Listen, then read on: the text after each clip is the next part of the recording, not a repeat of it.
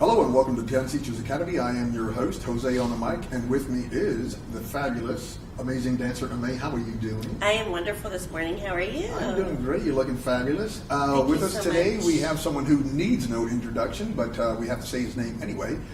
Forrest, Vance, how are you doing? Doing great. Happy to be here. You're looking fabulous. Forrest always looks fabulous. Yes, he does. He's known for that. 40 years later, I'm still here, trying to hold it together. You're doing a great job. And you're somebody I really respect so much, and I always have in the dance business. And I wanted to talk about the first time that I met Forrest because it was such a thrill. I had moved to from Los Angeles to New Orleans, Fred Astaire, and at that time it was the #1 Fred Astaire in the nation. And I thought I had died and gone to heaven because I was going to have coaching with Forrest Vance. I was like, oh my gosh, this is the best studio ever. And that was at least 35 years ago, right? Oh, it was that many years ago. Forrest, you don't know the rules, baby. We don't talk years. It's like, it's been a few. Like, was I reigning champion at the time, or had I already retired? I think you were reigning champion, but okay, because that gives us a timeline, Yeah, well, we don't have to talk about that. But anyway, so great, when in doubt, it's a few years ago. But you're looking great. You always look great. I always see you smiling. You always have a positive attitude. Excellent with your students. You run a great competition, which is coming up in May. May 24. Yes, I hear so many. I haven't been there yet, but I've heard so many good things about your competition. They just rave about it. So everything you do is top notch, and I always admired how you're just great with your students. They adore you. You dance wonderfully, whatever you're doing, whether it's teaching a workshop or competing. We're here at the Lone Star Ball competition just completed, and you were judging. Yes. Yeah. So, how do you keep going? All this energy, all these years, and that's a good question because I don't really know where my energy comes from. my whole life. So it's not the coffee. No, I mean I drink one cup a day, but I've never really been a coffee drinker. But I've always had this great amount of energy. I think I feed off of other people's energy and happiness. With me, I love what I do. We were discussing I have two speeds: full speed ahead or shut down. I have almost no in between. Mm-hmm. So it doesn't. 40 years later, if I have a 10-hour or 12-hour work day, I just get up every day, and it's just like a rhythm that you get into. And even if you're dragging butt, and you get to the studio, like, oh my God, today's gonna be such a long day. As soon as the first person comes in, and they, have a smile, or you start talking about, dance and movement. Within 15 minutes, you forget, and then you're on the momentum. 10 lessons is done. Yeah, day is over, and you're like, wow. Yeah. You never really, because I don't. Even when I teach, I don't take breaks. I bump my students back to back to back to back. So if I start at 9, I don't stop except to go to the bathroom until like 4:30 or 5. Mm-hmm. I just get that momentum. Even with the travel bit, if you're you catching up playing, you're like, I go home. I taught all day. I taught 6 lessons on Friday, and I'd already, taken my bag with me, left the studio, flew here. And as I get back, I kind of teach all day Monday, and then catch and play Tuesday. It's just the rhythm. Mm-hmm. It's just what you do. Excellent. Love it. Yeah. So, tell me, when you were first starting, did you have any challenges that you came across, and how did you overcome that? You mean other than just being not very talented? You were not. I hear that quite a bit, actually. Well, I had a very nice upbringing. I lived in Pasadena, Maryland, small town on the beach. So growing up as a kid, it was quite nice to be on the Chesapeake Bay and just crab and fish, and not really have barefoot from April to November. Oh wow! I always wanted to dance, but unfortunately, boys didn't dance, and my father wouldn't really allow it, and we didn't really have the money for it. So I grew up rather poor. We were a very, very tight, limited income, but we were the kind of poor that didn't know you were poor. Uh-huh. We had a house, we had a car, we had food on the table, and I just remember starting to work at age 11. I used to scrub floors in the elementary school. After I would get out of school, I would scrub floors and toilets and desks and things like that to make money. Custodial. I did that for several years, and then I earned like in school, I earned 3 scholarships, full paid everywhere in the world with mathematics. And, Wow, I did not know that. a lot of people don't, you know. Bean counter, And that's the there we cool go. thing is, you know, like dancing is so mathematical. I mean, It is. The amounts of turn, your room alignments, and how much your body turns, your feet. I mean, all that stuff is so important to me. And like, even when I teach, I talk a lot about the feet, the way the feet should be and the legs should be, because of the exactness of the mathematical format. So now, there you go. A little inside knowledge. You want to be world champion? Work on your math. Most people don't know that, you know, but That's why math is important. That's yeah. And then I Education is realized important. when I was in college, on my first year, that I was going to college for the wrong reason. I wanted to be a school teacher, that was my major in elementary education and for the special, the hearing impaired. My younger brother, who I helped raise, he was 8 years younger, lost his hearing at the age of 2. Oh. So I already knew sign language, and he didn't know how to read lips and speak, but we did sign language. So when I was going to college, I'm a reflection of the disco era because I graduated in '77. So disco hustle was all the big rage, and of course my friends, we had our fake IDs and we'd be able to get into the clubs, and we would go beforehand so you could get your hand stamped so you could get in for free, you know. And then you go back home and shower, put your cool clothes on, and show up at 11. But anyway, jokingly one day, you know, I'm doing full-time work at Sears, working in cameras and office supplies, and I'm also working. I'm going to college full time, and I'm also working full time. Wow. As a joke, I said to my mom, because she was like, "You're one of the top dancers in Baltimore." They always published a magazine called Baltimore's Top 10 Disco Dancers, and I was in there all the time with my friends. So she said, "Why don't you get a job doing that?" I go, "I will," because I remember passing like a Fred Astaire, you know, on the way. This hotel went in one day, and they're like, "Well, can you dance?" I'm like, "Well, I do at the clubs. This is what I do." And she said, "Dance with this girl." So, you know, I let her in some hustle, and she goes, "You're hired. Can you start tomorrow?" So I trained. seriously just that. Literally, I mean, like I trained, but I went every day. I had a 2-hour window to do some training, and that was the hard part because full-time schedule for the college. I would run there to train for 2 hours, and then I'd run to my part-time job at Sears, which I did about 35 to 40 hours a week. So I was like full Part-time, speed 40 ahead. hours a week. Yeah, but then, you know, I got bored because they weren't really training me. So I went like, I guess we went to like a little family vacation, which was a beach that you could drive to, and I came back to quit. And they had fired all the staff except for one girl, and the girl said, I heard you're very talented and I like you. I said, well, I came to quit. She goes, well, if you give me, you know, like 2 weeks to train you, I want to make you my top guy. I go, okay, you have 2 weats. And within 2 weeks, I was making money and I was having a great time. And then, you know, then the story went from there. I had like a 96% with working with new people because obviously I can talk a lot and make people feel good and comfortable. And then, you know, I wanted to be an advanced teacher because my goal was like to be this, you know, star, to be a champion.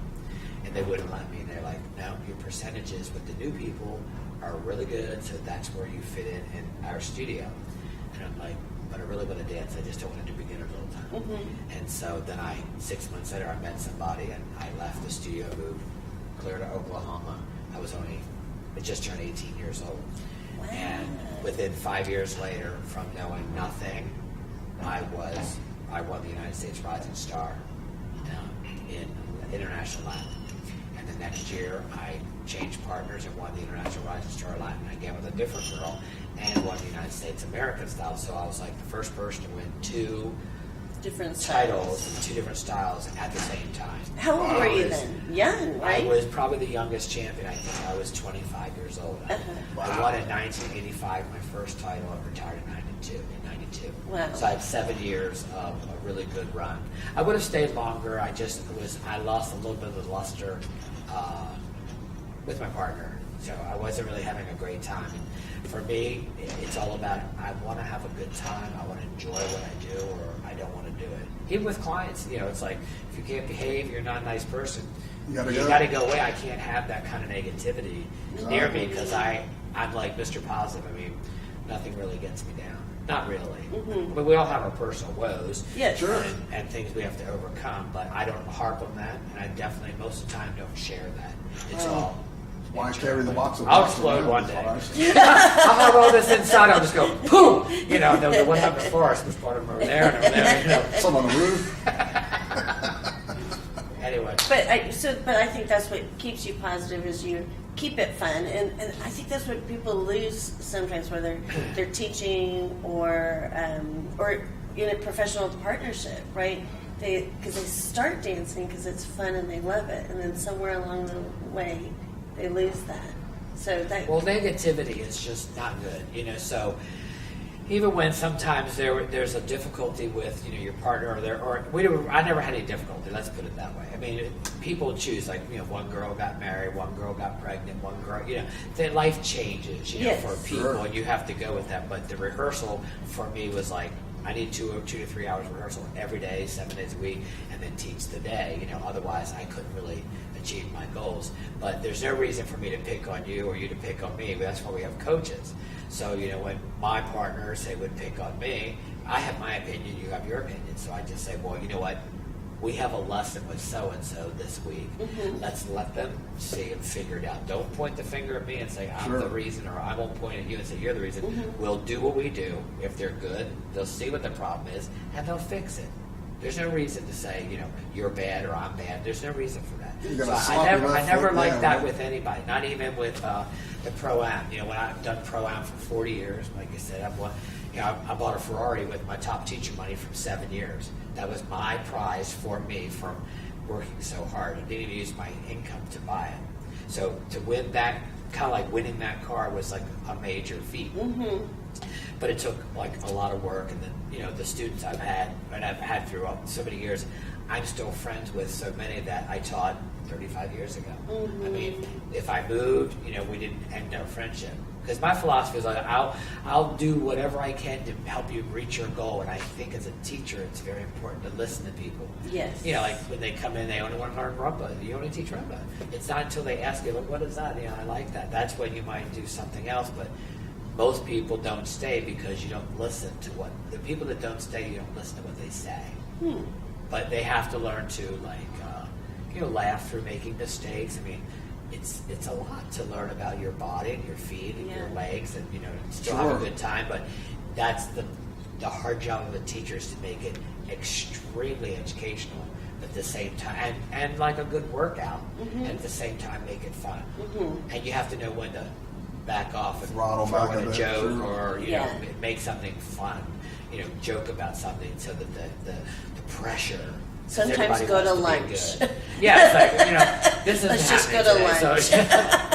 Now's a good time to take a break. Yeah, you do have to be aware. Yeah, and so when you're coaching couples still, I'm sure, you have to sometimes be that mediator and just kind of talk about, hey, the dancing's great. We got to get inside this brain and the way that you two are communicating or not communicating with each other. Most definitely. A lot of couples do fight, which really, I don't like sadness. I don't like fighting. I don't take confrontations well. And so sometimes in the past, when a couple starts going at each other, like, guys, you got to take a little time out because I feel so uncomfortable, because you're fighting in front of me. You have a lot to learn. I'm not the coach for everybody, because I'm really, really big on artistry. Why you do a move, why do you touch a person this way, why do you look at them this way, why do you move your hand that way. That's an artistry that has gone by the wayside. And I've been saying that for about almost 10 to 15 years, because now everybody's about speed and tricks, and they don't take the time to learn why do you look at it? It's supposed to be a man and a woman. I mean, when I see like Bolero, which is a dance of love, which Susie and I were always asked to do that on TV. Yes. And we weren't even in a relationship, but people that didn't know us thought we were in love. And we go, we were good friends. We were friends, but we go into a party arm in arm like was expected. She had her friends, I had my friends. We almost didn't have the same type of friend, but when we danced together, it looked like we were having a good time, and we enjoyed each other all the time, and it was like so romantic. I mean, when you touch a person, there should be a response. It's like your face, your eyes. Nowadays, it's sometimes so cold that you leave, you watch it, and you're like empty, and you look around. Even when I wrote an article, I write articles for the Dance Beat, different publications about, and I jokingly say, first person who moves their hip or their back gets my mark, or the first person that actually looks eye to eye at each other gets my mark. The first guy that touches the girl and she says, "Oh," with her body, like, "You touched me," gets my mark, because sometimes it's so cold. I'm like, I feel nothing. It's like watching like 40 people do an aerobic workout. It's all mechanical, no feeling whatsoever. Yeah, I mean, I was trying to tell you, one of my friends who was a champion in smooth. That's interesting. And she doesn't do a lot of judging, but she does some. So she came off the first round of a Latin rhythm, and she said, "I don't know what to do." And sometimes you think, well, that's weird. You're judging because everybody's thinking, well, you should know what to do. But she's like, everybody's just so fast. And I said, well, nowadays, sometimes it's like the first person who trips on the floor or misses a connection, they get back a notch, because you don't feel any partnering or intimacy or man-woman. So there's no wow factor that makes a couple special. All through growing up, even when I was a reigning champion, I was lucky because Susan and I were really, I think, a great team. And in the other teams, I always felt like any one of those teams could win tonight because they were all so good. Mm-hmm. But in some of the teams, the girl was great, the guy was medium. Another team, the guy could be great, the girl could be medium. I think Susie and I were pretty much equal, for the look and the power. Mm-hmm. And we created an energy that was exciting. And I can remember at the first U.S. championship that I won, that the audience chanted my name for 15 minutes. Wow. They couldn't even go up the competition, because when I rolled Susie out, the couple that we were in battle with, the girl rolled out next to her and stepped in front of Susie, and then Susie stepped in front of her. Oh, there we and go. then it became a little like bowing war, and then they started chanting my name, and then they started chanting Susie, so they were chanting her name for like 15 minutes.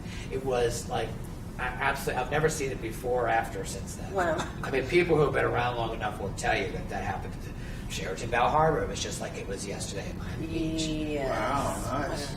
Wow. But exciting things like that would happen because all the couples were so special. They had their own style of choreography, Big their own personalities. costuming. Yes. Ruth and Louis Yes. were Yes. very popular then, and Diane Gingrich was very popular. So all these couples had their own style. And even for me, people used to say, "Oh, I hate what you're wearing." Who cares? I'll be in something else next month. Watch the dancing. I like to be, razor edge on the cutting edge with everything. I one year wore when I liked, Prince music. Prince was big, so her dress was black lace with the flesh colored under it. Yes. So I did the same thing on my shirt, which is not unusual, but I did pants. Half patent leather around the outside. The inside was black lace, also with just the flesh-colored foam. And you couldn't see anything, but that is like inappropriate. Like, you can't see anything. It's very tasteful but provocative. Sure. And provocative. Hey, I sold 200 videos that night. 200 of my show. Do you know how much cash that is? And other couples like, no, I don't want to be video. I'm like, you're a fool. Because if you make that stuff available to people, they love taking a piece of you home. Oh, absolutely. And I mean, that costume was bought off my back that night. But people were always controversial about what we would wear, what we would do. The rhinestone bra cups. We started that. You started that? So now it's commonplace. Cutting the hips open. She cannot walk out with that dress with her hips exposed. Why?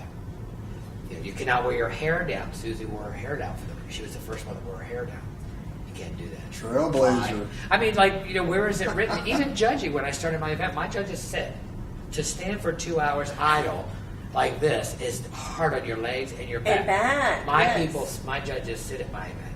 And the podium is right on the edge of the floor. You can see better. And people said, well, that's disrespectful to the dancers. I'm like, well, actually, they can see better, and they're not focused on how bad their knees and feet and back hurt. Right, and they can enjoy the dancing better. Yeah, and they can enjoy the dancing, and they actually get it better. And then several comps started, but I got a lot of trash talk for even stuff like that. The people's choice, like haters are gonna hate. Yeah, let's talk about your competition. It's people's choice. Right. And the name was special. When I was trying to come up with, what to call it, it's called People's Choice Dance Sport Competition. And you know, on the professional night, which is Saturday night, which is all black tie. Like I said, it's first class. I like to keep the old world feel. We have great meals. We eat in the restaurants. We the Saturday night is a gala of black tie, evening gown, awards, general dancing, and the pro show. You know, pro competition. So the last thing of the night is when each champion that has won does one dance, and the audience picks their winner. And they win like his and her matching gold necklaces of the logo of People's Choice, which incidentally is my partner Chantal and I, a live action I remember shot. you dancing with Chantal. Yeah, well, that was an action shot, and then we put the crest around. It says People's Choice Awards, and then that dancing figure is an action shot from us. Wow, nice. It's a lot of like nostalgia in a way that people go, oh, it's just a dancing figure. But people who know me or are exposed to that, it's kind of neat. But that's a fun time. You know, when's the date of the competition? It's May 24th to the 27th of 2018. It's always Memorial Day weekend because it's at the Westin Resort Spa in Scottsdale, and nice. Monday's Memorial Day. So a lot of people like to elongate their stay. We Sure. head on Saturday night, but they stay Sunday, go home Monday since it's a holiday and you work. Nice. But it's really cool resort. It's really nice. And that's not the only thing you have going on. So you just completed a DVD and it's for sale. And we will scroll that. And when I say we, I mean Jose. Yeah. What is it called? I'll And be how sending can that they information for how you. can they get that? Well, DVD? on my personal website, which is right now under reconstruction because we do, I have instructional videos I made in 1992 that are on the social dance. They're called Not Strictly Ballroom. That was when the movie Strictly Ballroom came out. So the series is instructional DVDs on social dancing. So it's like, say, a bronze syllabus. It's like 12 to 15 steps in all the dances, smooth, rhythm, and country western. And that's been available for a very long time. We were on QVC. We sold like 5,000 at the time VHS tapes in 15 minutes. It was 50 Wow. cities, 50 products in 50 days, something like that. And they picked my product. I went on and we sold out in 15 minutes. Love it. So because it's an affordable way to learn. So anyway, segue, we now have pay-per-view where you could pay like $1.99 to spend the day there looking and studying fun. whatever. Yeah. It was another. We're changing all the pricing now. Then it went from you could do it for a week and then you could buy it unlimited for like $8, and you could download or copy any of the information that's on there. But it's all social dancing. Man and woman partnership, the figures, blah blah blah. It would probably cost the average person about $20,000 or $30,000 to learn the material that's on those tapes Okay. in a studio, or maybe more. But the new one is the American Rumba Latin technique of legs and feet, which for 10 years has been so controversial. I mean, people with all the European influence, they don't even know what an American leg action anymore is. And back in the day, Susie and I kind of changed it. What's commonplace now, we were like groundbreaking because even when we were using our bodies more and including muscle groups, your butt, your stomach, the core, people didn't do that before us. So it was very controversial, and people would say, well, you can't do that. You've changed the technique. And even when because of course we would do lectures, and they would ask me to lecture on what we were doing because they wanted to know how to produce that. Yeah. And people were like, oh, you've changed it all. But the people who wrote the book, which was Dagmar Yvel, Werner Brock, people like that, they're like, nah, he hasn't changed the book. He's doing exactly the same thing. He's just added the muscle groups of the buttocks, the stomachs, and the oblique muscles, and the upper back, and things that they never discussed before. So it became what you see now. Like in my new DVD, it explains all that. What to do with your feet, how you should get on the foot, how legs should be soft, when you should straighten it. Because we do straighten like on some walks, but there's a reason for that. That's a lot of technique. And that's what's gone by the wayside. Is nobody really has a reason, and it goes from the basic hip action of just from bending and straightening and getting left and right to incorporating your butt and stomach and get a semicircle roll for the intermediate dancers, and then for the advanced dancers who are really excelling or the professionals to do a figure eight where you roll your hip. And my new DVD is really exciting because it really takes you through it. Every new ingredient I add, I recap of what you should not, do not lose this. Remember, we did this first. Interesting. We're building a house, so you can't get to the next level of the house and have and just bypass and forget what you learned over here. Sure. So it keeps reiterating what you learned and what you added all the way to what you finish with. I love So I'm it. very excited about it. Okay, so we are I'm definitely... excited about it. I know. I mean, it's like, I watched it like 5 times because, of course, I wanted to see flaws because I did it in like a lecture type form. There's no girl, there's no people dancing, it's just me. Okay. And it's just talking about from posture to foot positions to leg positions, how your foot should be turned, what you could look for in the mirror, what you should feel, you know, and all that kind of stuff. So when I was watching, I was like, wow, it's like really good because I said I have the gift of gab, so when somebody springboards what they want me to talk about, I can just They get on. do it. It's So true. that's the lecture. It's like an hour and a half of talk, demonstrate, add. So the house that you build from my DVD is pretty I can't wait to see. exciting. I'm all excited about that. Well, first we're going to have you back because you have a lot of exciting things to talk about, and we Dude, haven't. this I guy's feel like like we've the only Energizer scratched Bunny, the yeah, surface, right? and he has got Somebody to start a wound him lecture up. here. Yes, yeah. as a matter of fact. Yes. So, that being said, this man is entirely too busy. We need to get Thank you you going. so much, Forrest. Yes, Forrest, thank you for being Well, I here hope you with come us. to People's Choice. You know, if you come, we can do some stuff on site like poolside or you know. Oh, this absolutely. resort has 4 swimming pools, 2 golf courses. I mean, it's amazing. It's So, a date. Scottsdale at the end of May is just fabulous. Sounds like I'm going to take sounds your like a word plan. for it. All right, Mr. Vance, we're going to let you go because I know you're a busy man. Thank you for Thank taking you out so the time to much. have us here. Very exciting. Yeah, they could go if they want to see my website. peopleschoicedancesport.com is about the information for the competition, the dates, and where it's at. Okay. And then I have www.forrestvance.com, Forrest with 2 R's, and that has DVDs, pay-per-view, Perfect. PBS things, Hall of We Fame. will awards we that I will got. certainly disseminate this information for the viewing public. Thank you for being here, sir. Such an honor for us. Thank you. Absolutely, man. This has been great, and we'll definitely have to do this again. You For guys sure. are totally wound up.